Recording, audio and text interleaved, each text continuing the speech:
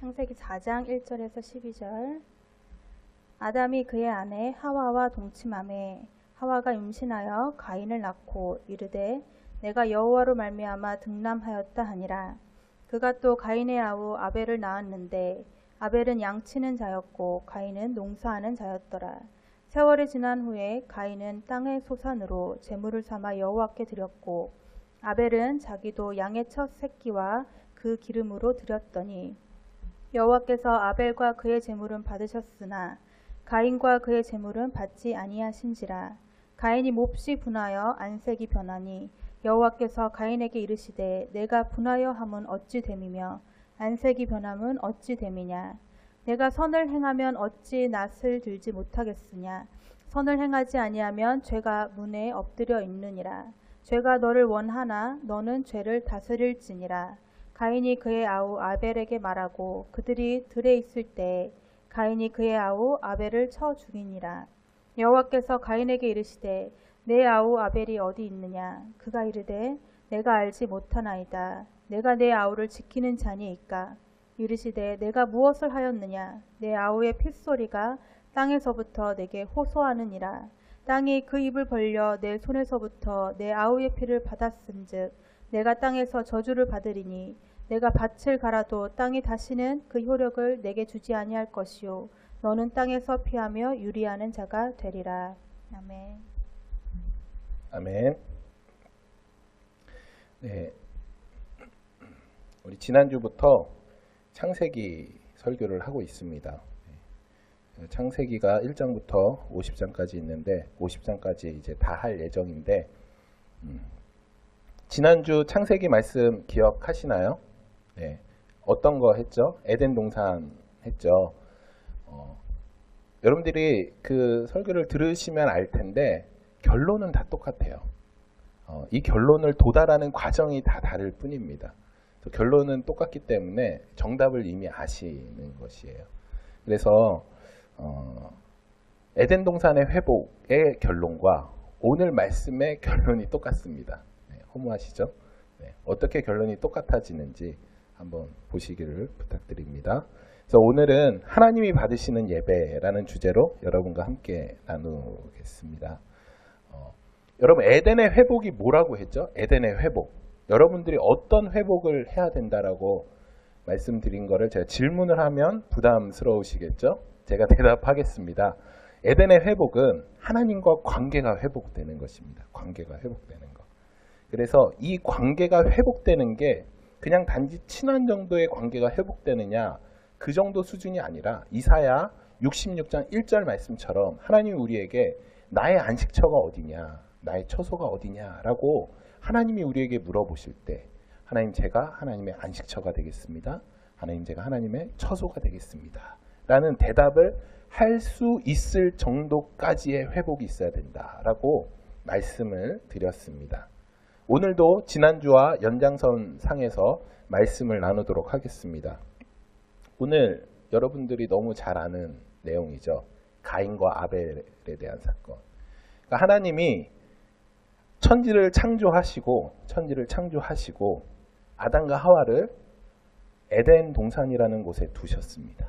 근데 에덴 동산에 하나님께서 아담과 하와를 두셨는데 이들이 죄를 짓고 에덴의 동쪽으로 쫓겨나게 돼요. 에덴의 동쪽.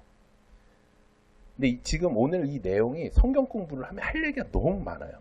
에덴의 동쪽, 또 가인이 또 동쪽으로 떠나요.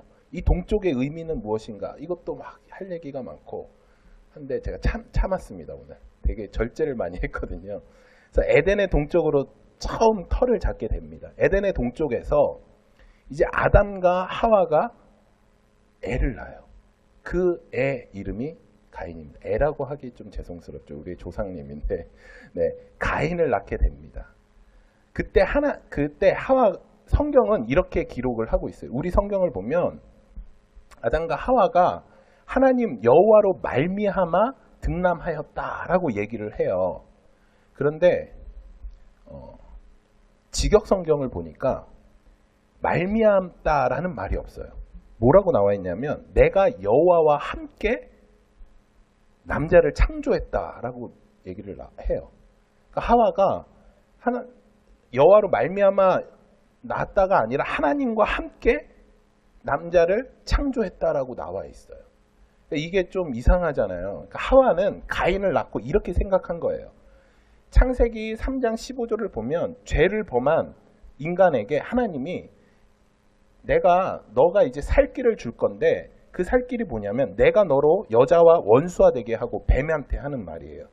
그리고 내 후손도 여자의 후손과 원수가 되게 하고 여자의 후손은 내 머리를 상하게 할 것이요 너는 그의 발꿈치를 상하게 한다라고 말을 해요. 온 인류 역사상 여자의 후손은 딱 누가 있죠? 예수님밖에 없죠. 우리 다 남자의 후손이잖아요. 그러니까 성경에서 여자의 후손이라고 이야기한 건 예수 그리스도에 밖에 없는 거예요. 근데 이거를 하와는 몰랐죠.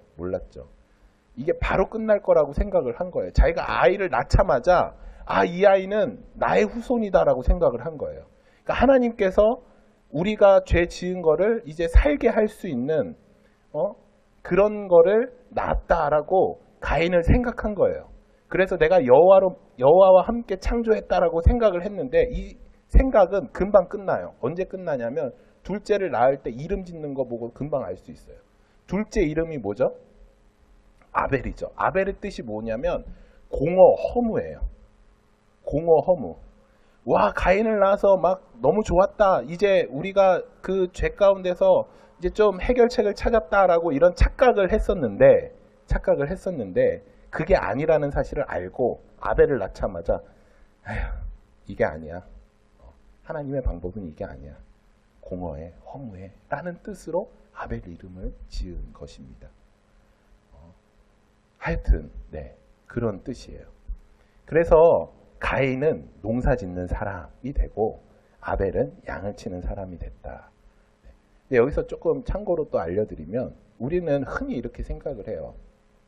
하나님이 이제 가인과 아벨 그리고 아벨을 죽고 셋만 낳았다라고 생각을 하는데 그래서 나중에 가인이 나중에 사람들이 나를 이렇게 아니 이 당시에 사람이 어디 있어? 가인과 아벨밖에 없는데 이렇게 착각을 하시는데 이때 아담과 하와가 근 1000년을 살아요. 그러니까 900살까지 사는데 800년까지 성경을 보면 800세 될 때까지 애를 낳아요. 그러니까 매년 애를 낳는 거죠. 800년을 애를 낳아요. 근데 이 당시는 죽지도 않아요. 사람들이 거의 1000년 가까이 사니까 죽지도 않아요. 수학학자가 계산을 해봤어요. 아담과 하와가 800살까지 몇 명을 낳았나? 그 인구가 얼만큼 되었나? 800년까지 인구가 얼만큼 되었나? 그 당시 인구가 10억 명 정도 되었다고 합니다. 그리고 노아의 홍수가 일어나기 전까지 인구가 20억 명 정도 되었다. 굉장히 많죠. 우리가 생각하는 것보다. 그러니까 그 정도로 인원이 많았던 거예요. 참고로 알아두시기를 부탁드립니다. 하여튼 그렇게 해서 죄를 범한 아담과 하와가 에덴 동쪽으로 쫓겨나서 처음으로 등장하는 사건이 가인과 아벨의 사건이에요. 가인과 아벨이 함께 제사를 지냈는데 하나님께서 가인의 제사는 받지 않고 아벨의 제사만 받게 되죠. 여기서 문제가 생겨서 가인이 질투함으로 아벨을 죽이는 이 사건이 처음으로 성경에 이제 등장을 합니다. 하나님을 떠난 그 인간들이. 궁금하지 않아요. 성경은 명확하게 얘기를 하지 않아요. 하나님이 가인의 제사는 받지 않고 아벨의 제사는 받았는데 왜 하나님이 가인의 제사는 받지 않았는지 그것에 대해서 되게 그냥 뭉뚱그려서 이야기를 하고 있어요. 그래서 제가 오늘 수많은 상상과 또 이렇게 증거들을 모아서 이야기를 좀 해드리려고 합니다. 요한일서 3장 11절 12절에 이런 힌트가 있어요. 우리가 서로 사랑할지니 이는 너희가 처음부터 들은 소식이라. 가인같이 하지 말라. 그는 악한 자에게 속하여 그 아우를 죽였으니 어떤 이유로 죽였느냐? 자기의 행위는 악하고 그의 아우의 행위는 의로움이니라.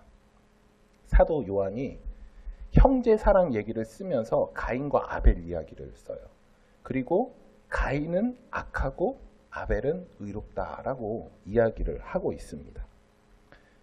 제가 이제 지금부터 얘기해 드릴 거는 성경에 나와 있지 않습니다. 성경에 나와 있지 않고 이 시대적 상황과 이런 것들을 종합해서 이야기를 하려고 해요.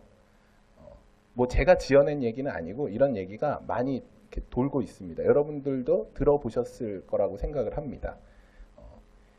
여러분 이 당시에 주식은 무엇이었을까요? 주식. 아담 이 시대, 가인과 아벨 시대 때 주식, 주로 먹는 음식이 무엇이었을까요? 곡물이었어요. 곡물. 이 당시에는 고기를 먹지 않았어요.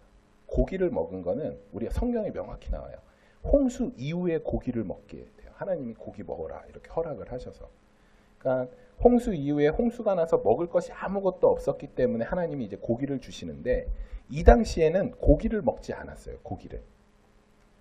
그런데 그 가인은 농사 짓는 사람이고 아벨은 양을 치는 사람이었는데 아벨은 그러면 양을 왜 쳤을까요? 먹지도 못하는 거 이렇게 왜 쳤을까요? 그러니까 옷을 입으려고 양털을 깎아서 옷을 만들기 위해서 아벨은 양을 치는 사람이었고 가인은 이제 곡물, 농사를 짓는 사람이었죠. 그러니까 아벨은 양을 먹기 위해 키운 것이 아니라 이 양으로 말미암아 옷을 만들기 위해서 양을 키운 것으로 우리가 볼 수 있습니다. 네. 그런데 그러니까 이 당시에 아벨이 양털 옷을 만들어서 옷을 예쁘게 만들어서 가인한테 갖다 줘요. 그럼 가인은 자기가 먹을 것 이것으로 다시 바꾸는 거죠. 이것을 우리는 물물교환이라고 하죠.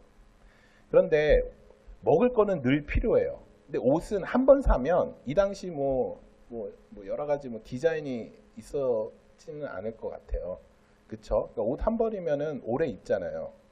그러니까 아벨은 그게 없는 거예요. 이렇게 소득할 수 있는 게 자꾸 없는 거예요. 그러니까 가인이 아벨을 돌봐줬어야 되는 거예요. 그러니까 가인이 아벨을 돌봐주고 가인이 아벨을 도와줘야 돼요. 그런데 가인이 아벨을 도와주지 않았다라는 그 증거로 볼 수 있는 게 뭐냐면 여러분 제사 지낼 때 먹을 거를 올려드리나요? 아니면 먹지 못하는 거 막 신발 갖다 놓고 이러나요? 먹을 거 올려놓죠.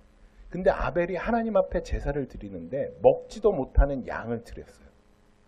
이제 이게 나중에 후에 해석되어지기를 이것은 아벨이 예수 그리스도를 위해서 그때 피의 제사를 드려야 된다. 레위기의 이런 얘기들로 인해서 그런 의미로 제사를 드렸기 때문에 하나님이 아벨의 제사는 받았다라는 말들이 있어요. 근데 이거는 제가 생각할 때 그리고 요즘에 많은 학자들이 이야기할 때 이것은 아니다라고 얘기를 해요. 왜냐하면 이때는 하나님이 제사법을 주시지 않았어요. 그리고 이때는 동물도 먹지도 않는 시대였고 하나님이 그 어떤 것도 말씀하시기 전, 언약 전의 시기예요. 그렇기 때문에 이런 제사를 이렇게 먹지 않는 양의 제사를 드려서 하나님이 받으셨다는 것은 성경에 어디에도 나와 있지 않습니다. 그러니까 아벨은 먹지 못하는 걸 하나님 앞에 올려드렸어요. 먹지 못하는 거를. 얼마나 아벨이 하나님 앞에 드릴 게 없었으면 이렇게 먹지 못하는 것을 드렸겠어요. 그런데 여기서 아벨의 마음이 드러나는 게 뭐냐면 성경을 잘 읽어보면 아벨은 첫 새끼를 드려요. 가인은 첫 곡물을 하나님 앞에 드렸다라는 말이 안 나와요. 그런데 아벨은 첫 새끼를 하나님 앞에 드렸다라고 얘기해요. 아벨은 자기가 가진 것이 없었고 드릴 것이 없었지만 자기가 갖고 있고 드릴 수 있는 최고의 것을 하나님 앞에 드렸어요. 그런데 가인은 어떤 거예요? 가인은 먹을 거, 풍성한 거, 동생을 돌보지 않으면서 먹을 거, 자기가 충분히 먹을 수 있는 것들을 하나님 앞에 올려드렸죠. 그러면서 그것을 보면서 이렇게 생각했을 것 같아요. 야, 당연히 하나님은 내 제사를 받아야지. 이렇게 맛 좋고 먹기 좋은 이런 것들을 하나님 앞에 올려드리는데 당연히 하나님이 내 제사를 받아야지. 아니 저기 먹지도 못하는 거, 저 고기, 저거 양고기 저거 드리는 아벨의 제사, 저거는 별거, 저건 어떻게 저런 걸 하나님 앞에 드리나. 하나님은 내 제사를 받으실 거야. 이렇게 아마 가인은 생각을 했을 것 같아요. 그런데 하나님은 가인의 제사를 받지 않으셔요. 그리고 아벨의 제사를 받아요. 성경에 어떤 말이 나오냐면 하나님이 그냥 가인의 제사를 받지 않았다라가 아니에요. 더 정확한 표현은 가인의 제사를 거들떠도 보지 않았다라고 나와요. 아예 거들떠도 보지 않으셨어요. 하나님이 아벨의 제사를 받으셨어요. 그러고 하나님이 이렇게 말씀하세요. 너가 선을 행하면 어찌 낫을 들지 못하겠느냐라고 이야기를 하고 있어요. 여러분, 우리가 종종 하나님을 오해하는 경우가 많아요. 하나님은 돈을 좋아한다. 재물을 좋아한다. 하나님 앞에 헌금 많이 하면 하나님이 축복해 주신다. 옛날에 부흥회 설교 갔는데 제가 이제 중고등학교 때인데 그때 이제 수능 이렇게 하는 많은 학생들이 다 나왔어요. 그러니 막 기도 제목을 써서 이렇게 막 다 내면 그 목사님이 앞에서 막 기도를 해주셔요. 기도를 하면서 한 명 한 명씩 세워요. 학생들은. 그래서 뭐 무슨 학생 딱 쓰면 저도 이제 일어났거든요. 근데 그분이 그러시는 거예요. 하나님 앞에 100만 원 헌금해. 그러면 학교 붙을 거야. 이렇게 말씀을 하셔요. 실제로 그렇게 하셨어요. 제가 100만 원이 없어서 헌금을 못 해갖고. 네. 네. 근데 하나님을 오해하는 게 하나님이 헌금 많이 한 사람을 많이 축복한다. 하나님이 재물 많이 내는 사람을 축복한다라고 착각하고 오해하는 경우가 있어요. 제가 실제로 청년들한테 야, 하나님 앞에 헌신해야지. 하나님 앞에 열심히 나가야지. 이렇게 얘기하면 실제로 이렇게 얘기해요. 아, 목사님, 근데 제가 너무 많이 개입하면 하나님이 저한테 다 달라고 하실까봐 너무 개입을 못하겠어요. 너무 하나님 앞에 푹 빠져들지 못하겠어요. 이렇게 얘기를 하더라고요. 그러니까 하나님 앞에 헌신한다고 하면 하나님이 내 거 모두 다 가져갈 것처럼 하나님을 오해하는 경우가 많이 있어요. 많이 있어요. 이거 하나님에 대한 오해입니다. 정말 오해예요. 왜냐면 제가 오늘 이거를 딱 알려드리면 하나님을 오해했구나라는 것을 굉장히 잘 이해할 수 있을 거예요. 근데 오늘 이 말씀은 사실은 개척교회에서 하면 안 돼요. 네, 개척교회에서 하면 안 되고 제가 이거 준비하고서 다른 거 할까라고 생각을 했는데 진짜 위험한 설교인데 하여튼 잘 들어요. 입이 안 떨어져서 그래요. 네, 하여튼 믿음으로 선포하겠습니다. 네, 아모스서를 보면 하나님께 이런 마음으로 제물을 드리는 사람들의 모습이 나와요. 아모스서가 쓰여진 시기는 여로보암 2세 때 쓰여졌어요. 여로보암 2세는 13번째 왕이에요. 북이스라엘의 13번째 왕.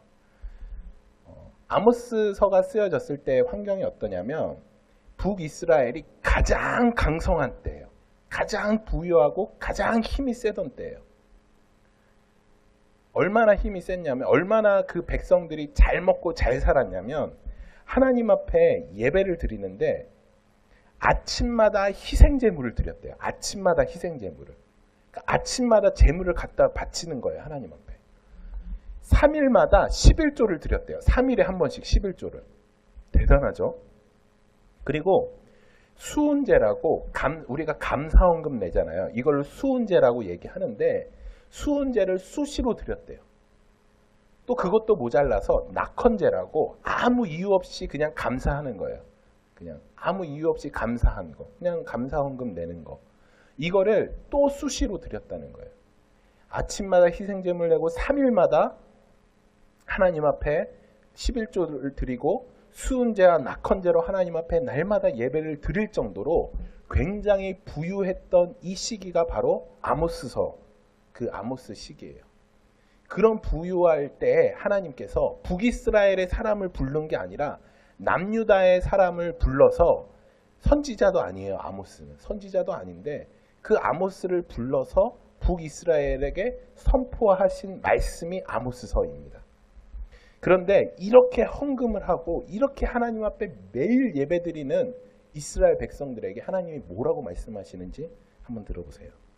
여호와께서 말씀하시되 너희의 무수한 재물이 내게 무슨 유익이뇨? 나는 숫 양의 번제와 살찐 짐승의 기름에 배불렀고 나는 숫송아지나 어린 양이나 숫 염소의 피를 기뻐하지 아니하노니 헛된 재물을 다시는 가져오지 말라. 분향은 내가 가증히 여기는 바요. 월삭과 안식일과 대회로 모이는 것도 그러하니 성회와 아울러 악을 행하는 것을 내가 견디지 못하겠노라. 이렇게 말씀하세요. 하나님이 이런 재물들 가져오지 말라는 거예요. 위험한 발언이죠. 네, 가져오지 말라는 거예요. 이거 가져오지 마. 너희가 이런 거 가져오고 이런 건 나한테 하는 것 내가 견딜 수 없다라고 말씀하시는 거예요. 하나님은 이런 것들을 기뻐하지 않으시는 거예요. 하나님 왜 이런 재물을 기뻐하지 않으실까요? 하나님이. 마치 가인처럼 이 아모스 서에도 이스라엘 백성들이 최고의 예배를 드리는 것처럼 보여져요. 매일같이 성전에서 예배드리고 아낌없이 하나님 앞에 제물을 드리고 예물을 드리고, 그런데 하나님께서 이것을 견디지 못한다라고 말씀하셔요. 왜 그럴까요? 그 이유를 아모스서 1장과 2장에 기록하고 있어요. 아모스서 1장과 2장에 어떤 내용이 나오냐면 하나님이 이방인들, 그 주위에 있는 아랍이나 여러 이방 나라의 죄들을 쫙 1장에서 기록하고 계세요. 그리고 2장에서 이스라엘의 죄를 기록하고 계세요. 그런데 이 이방 나라의 죄와 하나님을 믿는 거룩한 선민이라고 하는 이 이스라엘의 죄가 전혀 뒤지지 않아요. 오히려 이 이스라엘의 죄가 더 악해요. 하나님이 근데 이 이스라엘의 악한 죄, 그것이 어떤 것인가에 대해서 나열해요. 2장에서. 어떤 죄가 있냐면 노예 장사를 해요. 노예 장사를. 이 이스라엘 사람들. 자기의 동족을 노예로 팔아요. 그리고 신발 한 켤레 그 빚을 졌는데, 신발 한 켤레 값의 빚을 졌는데 그를 감옥으로 보내요. 그리고 약한 자들의 머리를 짓밟고 지나가요. 그리고 음란한 죄를 짓고. 하나님께서 그렇게 죄를 범하고 그렇게 하나님 약한 자들을 짓밟고 그들을 팔아넘기고 노예장사를 하고 음란한 그 죄를 짓는 그 이스라엘 백성들, 하지만 그런 죄를 짐과 동시에 어떤 일을 했냐면 하나님께 최고의 예배를 드린다고, 최고의 제사를 드린다고 생각했던 그 이스라엘 사람들, 그들에게 하나님은 너희들의 예배를 내가 견디기 힘들다라고 말씀하시는 것이에요. 제가 얼마 전에 페이스북에서 짧은 동영상을 봤어요. 어떤 보신 분들도 계실 거예요. 어떤 목사님이 새로 이제 교회에 부임을 하시는 거예요. 부임을 하시는데 그냥 부임을 하면 재미없을 것 같으셨나 봐. 그래서 그 새로 이제 부임한 그 주일 첫 예배 때 그 목사님이 거지 분장을 하고 교회 앞에 서 있었어요. 거지 분장을 하고 교회 밖에서. 그리고 거지 분장을 하고 사람들한테, 예배드리러 들어가는 사람들한테 말을 걸고 친근하게 다가갔는데 어떤 누구도 이 목사님에게 말을 걸거나 복음을 전하거나 함께 예배드리자고 했던 어떤 누구도 그 성도 중에 아무도 없었던 것이에요. 그리고 예배가 시작되면서 그 목사님이, 거지 분장을 한 목사님이 앞에 나가서 내가 그 사람이었습니다 라고 얘기를 하는, 저는 이 동영상을 보고 이것이 아모스서에서 나온 모습과 비슷하구나 라는 생각을 하게 되었습니다. 동일하게 이것이 또 우리의 모습 아닌가 라는 생각을 하게 됐어요. 이런 똑같은 얘기가 누가복음 10장에 나오죠. 누가복음 10장에. 우리가 너무나도 잘 아는 선한 사마리아 이야기. 한 율법사가 예수님 앞에 질문을 합니다. 영생이 무엇입니까? 라고 질문을 해요. 영생이 무엇입니까? 이 짧은 질문 앞에 예수님이 말씀하신 게 바로 선한 사마리아 그 비유입니다. 한 사람이 강도를 만나서 거의 죽을 것 같이 버려짐을 당하게 돼요. 그런데 그를 본 제사장이 그냥 그를 피해서 지나가요. 레위인이 그를 보고 또 피해서 지나가요. 그런데 그 이스라엘 유대인들이 개 돼지만도 못한, 심지어 사마리아 땅을 지나가면 금방 갈 곳을 그 유대인들은 사마리아 땅이 부정한 땅이라고 생각하고 돌아가요. 사마리아 땅을. 그 정도로 사마리아인을 싫어하고 무시하고 완전 인간 취급을 안 하는 그 사마리아인이 그 유대인을 도와줘요. 도와주게 되죠. 그러니까 이에 예수님이 질문을 해요. 율법사에게. 누가 이 강도 만난 자의 이웃이냐 질문을 하니까 율법사가 자존심이 상했나 봐요. 사마리아인입니다 라고 얘기하면 되는데 성경 누가복음 보시면 사마리아인이라고 얘기를 안 해요. 자비를 베푼 자입니다. 이렇게 얘기를 해요. 그랬더니 예수님이 이렇게 말씀하시죠. 너도 그와 같이 이와 같이 하거라 라고 말씀을 하셔요. 율법사의 질문이 영생이 무엇입니까? 라는 질문을 예수님께 던졌는데 이 질문 앞에 예수님의 대답은 이와 같이 하라 였습니다. 우리가 오해할 수 있어요. 구원이 자칫 잘못하면 좋은 일을 많이 하면 얻는 것이다. 구원이 선한 일을 많이 하면 우리가 구원받을 수 있다라는 것으로 우리는 오해할 수 있어요. 그런데 이 선한 사마리아 비유 바로 전에 어떤 이야기가 나오냐면 예수님께서 율법사에게 질문을 해요. 율법이 무엇이냐라고 질문을 해요. 그때 이 율법사가 율법을 딱 두 가지로 압축해서 이야기를 해요. 하나님 사랑, 이웃 사랑입니다. 라고 이야기를 해요. 그 대답을 예수님께서 들은 뒤에 사마리아 비유를 말씀하시는 것이에요.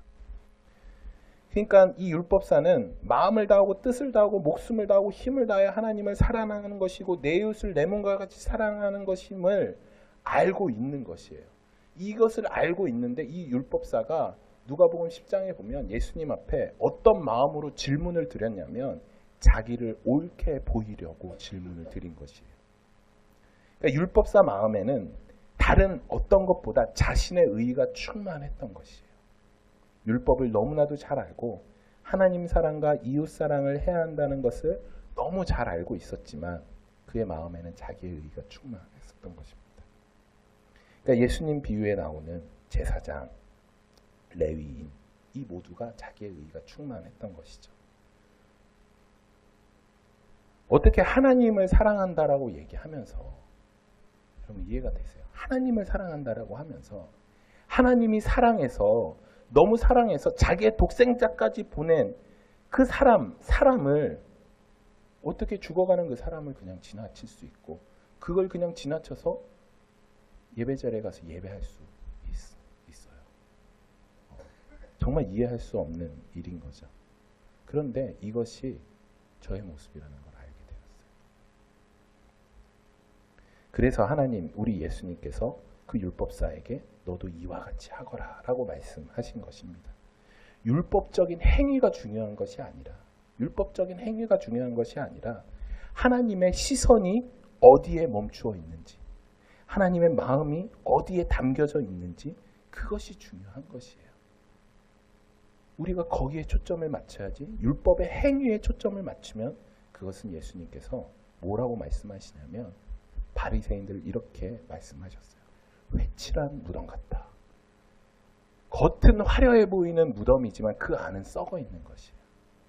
여러분들이 율법의 행위에 초점을 맞추다 보면 예수님께 이런 책망을 듣는 것이에요. 너는 회칠한 무덤 같아. 그렇지 않고 우리 마음 가운데 하나님의 마음, 하나님의 시선이 우리 가운데 있을 때 그것이 바로 하나님이 기뻐하시는 것입니다. 그렇다면 여러분 선을 행한다는 것이 무엇일까요? 여러분 착한 일을 많이 하는 것이 선을 행하는 것일까요? 선을 행하는 것이 무엇일까요?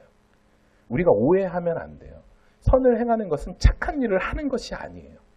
고린도전서 13장을 보면 우리가 너무 잘 아는 말씀이죠. 내가 내게 있는 모든 것으로 구제하고 내 몸을 불사르게 내어줄지라도 사랑이 없으면 내게 아무 유익이 없느니라. 여러분 사랑이 없이도 구제할 수 있대요. 심지어 사랑이 없이도 내 몸을 불살라서 다른 사람을 위해 죽을 수 있다는 거예요. 사랑이 없이도 할 수 있는 행위라는 것이에요. 사랑이 없이 하는 것, 내가 다른 사람을 아무리 많이 구제하고 다른 사람을 위해서 내 목숨을 바치면서까지 그 사람을 보호하고 도와준다라고 해서 하나님이 그 사람에게 너는 선하다라고 말씀하시지 않는다라는 것이에요. 이해가 되시죠? 그래서 사무엘서 16장 7절에 사람은 외모를 보거니와 하나님은 마음의 중심을 보느니라 라고 말씀하고 있는 것입니다. 그것을 고린도전서 13장에서 그 마음의 중심을 사랑이라고 이야기하는 것이죠. 그렇기에 하나님께서 인정하시는 선을 행하는 것은 이 마음에 있다는 거예요. 마음에. 제가 요즘에 하연이랑 세연이 또 우리 예린이가 많이 아파서 가슴이 많이 아팠어요. 왜냐하면 우리 준섭이도 5-6개월째, 그러니까 5개월째, 6개월째 되는 때 열이 갑자기 막 오르더라고요. 열이 막 오르는데 준섭이 아시죠? 엄청 어렸을 때도 막 포복으로 걷지 못하니까 막 이러고 온 사방을 기어다녔거든요. 그런데 애가 열이 나니까 해숙해져 갖고 끙끙거리고 돌아다니지도 않고 이러고 그냥 멍하니 누워만 있는 거예요. 그거 보니까 너무 가슴이 아픈 거예요. 야, 내가 대신 아프고 싶다라는 생각이 들더라고요. 그러니까 이게 마음이 공유하는 것 같아요. 제가 우리 허락은 안 받았는데 우리 지영자매가 쓴 글을 봤어요. 페이스북에. 예린이 아파서 올린 글인데 이렇게 남겼더라고요. 예린이가 아픈 게 사실 부모 잘못은 아니잖아요. 다 저때 되면 아프게 되는 거고 그게 당연한 거잖아요. 엄마 부모님 잘못이 아닌데 그러더라고요. 내 잘못 같다고. 내 잘못 같아서 예린이한테 미안하다고. 그 말에 너무 감동을 받았어요. 제가. 그게 우리 부모님 마음, 우리의 마음 같아요. 그런데 그 마음이 저는 공유하는 것 같아요. 마음을 공유하는 것.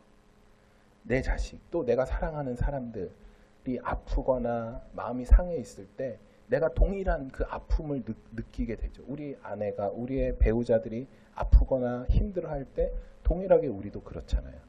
그러니까 이게 마음을 공유하는 것 같아요.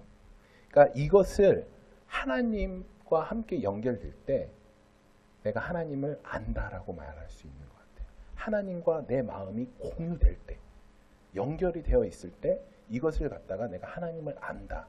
그냥 머리로만 아는 것이 아니라 그냥 단지 예린이가 아파? 아프구나. 예린이가 아픈 거 알죠. 근데 마음으로는 몰라요. 예린이가 아파? 부모가 느꼈던 그 심정처럼 아픈 것이 내 마음 가운데 내려와 있을 때 공유됐던 것처럼 하나님을 지식적으로 아는 것이 아니라 그냥 머리에 쌓여 있는 것이 아니라 그 쌓인 것이 내 마음 가운데 내려올 때 하나님과 마음이 공유됐다라고 말할 수 있고 그것을 우리는 하나님을 안다라고 말할 수 있는 것이라고 생각합니다. 예를 들어서 제가 우리 제 아내한테 이렇게 얘기를 해요.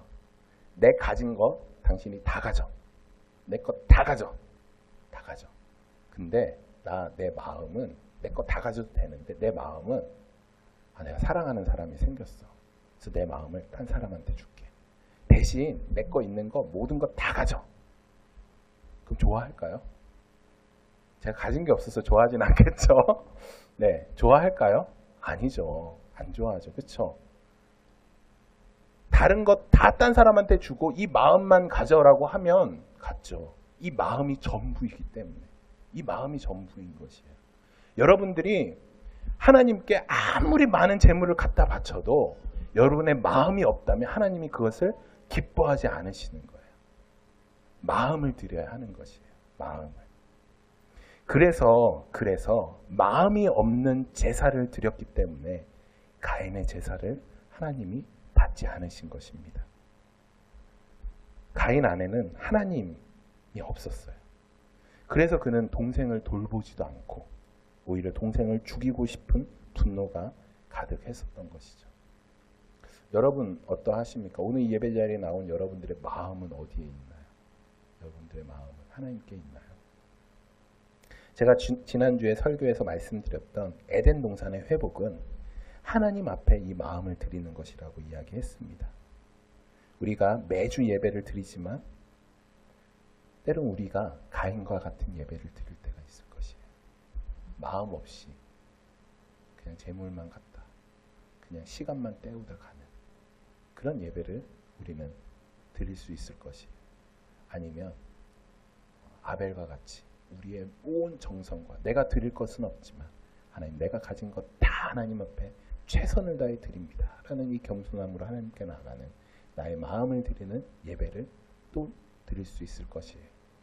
그런데 여러분들이 기억하셔야 하는 것은 똑같은 예배라고 생각되어지지만 마음이 없는 예배는 하나님께서 거들떠도 보지 않으신다라는 것입니다. 여러분 예배 나올 때 여러분의 마음을 꼭 챙겨 나오시기를 소망합니다. 마음이 없는 예배는 실상은 나를 예배하는 것입니다. 하나님을 도구로 여기고 하나님을 나의 이용가치로 여겨서 내가 성공하는데 내가 무언가 인정받는데 아까 제가 고백했던 것처럼 제가 그렇게 하나님을 이용한 것이에요. 나의 성공을 위해서 내가 인정받는 자리에 있기 위해서 사람들이 와, 이 목사 굉장히 능력이 있다, 뛰어나다, 교회가 저렇게 모이네 라는 칭찬을 얻기 위해서 나의 명성을 위해서 하나님을 이용한 것이죠. 이것이 바로 마음이 없는 것이에요. 이렇게 나와서 예배드리는 저의 예배를 하나님이 받지 않으신다는 것입니다. 선한 행위는 마음에서 시작이 되는데 그 마음은 바로 하나님 아버지의 마음을 갖고 나가야 한다는 것입니다. 그 주만 바라볼지라라는 찬양이 있습니다. 제가 이 찬양을 하나님의 하려고 했는데 하지 않겠습니다. 못 가면 싫어하실 것 같아서 가사가 이렇습니다. 하나님의 사랑을 사모하는 자, 하나님의 평안을 바라보는 자, 너의 모든 것 창조하신 우리 주님이 너를 얼마나 사랑하시는지 하나님 사랑의 눈으로 너를 어느 때나 바라보시고 하나님 인자한 귀로서 언제나 너에게 귀 기울이시니 어두움에 밝은 빛을 비추시고 너의 작은 신음에도 응답하시는 너는 어느 곳에 있든지 주를 향하고 주만 바라볼지니라. 하나님이 우리의 마음과 연결이 돼 있어요. 그렇기 때문에 우리의 작은 신음에도 주님이 반응하시는 것이에요. 동일하게 하나님의 마음이 우리 안에 있는데 어찌 우리는 그 하나님의 작은 신음과 고통에 이렇게 무딜 수가 있나요? 어찌 죽어가는 형제를 모른 척하고 헐벗고 연약한 형제를 모른 척 할 수 있습니까? 여러분 안에 하나님의 마음이 있는데, 그리고 하나님의 마음이 있는데 어떻게 형제를 미워하는 마음으로 하나님 앞에 나와서 예배 드릴 수 있습니까? 갈라디아 5장 22절은 이렇게 말하고 있습니다. 오직 성령의 열매는 사랑과 희락과 화평과 오래 참음과 자비와 양성과 충성과 온유와 절제니 우리가 성령으로 살면 또한 성령으로 행할지니 헛된 영광을 구하여 서로 노엽게 하거나 서로 투기하지 말지니라. 여러분 이것이 선입니다. 착한 행위를 해서 그것이 선한 것, 착한 것이 아니라 선한 마음 즉 우리 안에 선이신 성령님께서 계실 때 성령님과 내가 함께 할 때 선한 열매가 맺히게 되는 것입니다. 여러분 안에 선하신 우리 성령님이 함께 하시나요? 하나님 아버지의 마음이 여러분과 함께 하시나요? 말씀을 마무리하겠습니다. 저는 목사잖아요. 그래서 종종 식사 대접을 받아요. 근데 이제 식사 대접을 받을 때 질문을 해요. 뭐 좋아하세요, 목사님? 이렇게 질문을 해요. 근데 제가 이제 대부분 대답하지 않습니다. 왜냐하면 우리가 신학교 때 배운 게 있어요. 절대 성도님들에게 내가 좋아하는 걸 알리지 말아라. 알렸다간 평생 그것만 먹는다.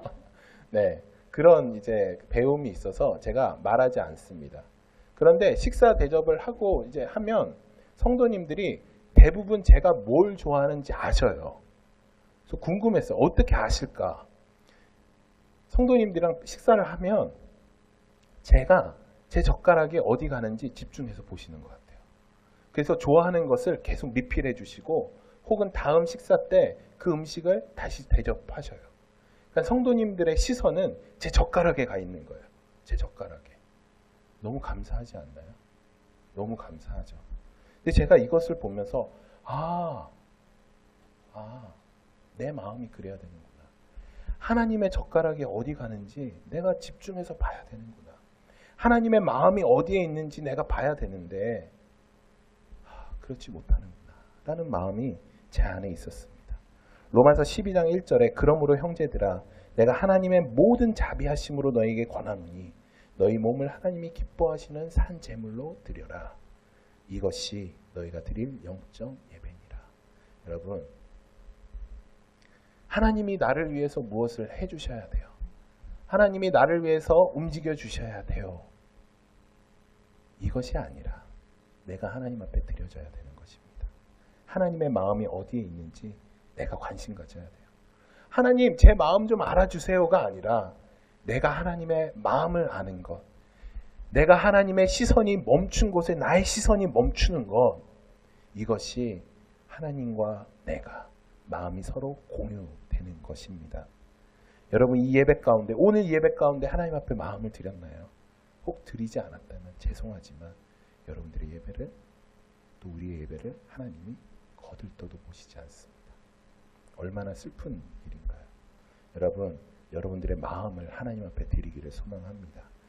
가인처럼 그런 예배를 드리는 것이 아니라 아벨처럼 내가 드릴 수 있는 최선을 다해서 내 마음을 드리는 그 그 예배를 우리가 매주 드려지기를 소망합니다. 우리 복음교회가 하나님의 마음을 가장 잘 아는, 하나님의 마음을 알아서 하나님의 시선이 멈춘 곳에 우리의 시선도 함께 멈추는 그런 교회가 되기를 간절히 소망합니다. 우리 이 시간 함께 기도하며 나가겠습니다. 우리 함께 기도하실 때 우리 이렇게 기도하면 좋겠습니다. 하나님, 제가 지금까지 하나님의 마음에 관심이 없었습니다. 하나님의 마음에 지금부터 제가 관심을 갖기 소망합니다. 하나님 마음이 있는 곳에 내 마음이 있기를 소망합니다. 하나님이 멈춘 그 시선 가운데 나의 시선이 멈추기를 소망합니다. 우리 이 소망의 마음을 담아서 함께 기도하며 나가도록 하겠습니다. 하나님 감사합니다. 하나님의 마음, 정말 하나님께 마음을 드리는 예배를 드리기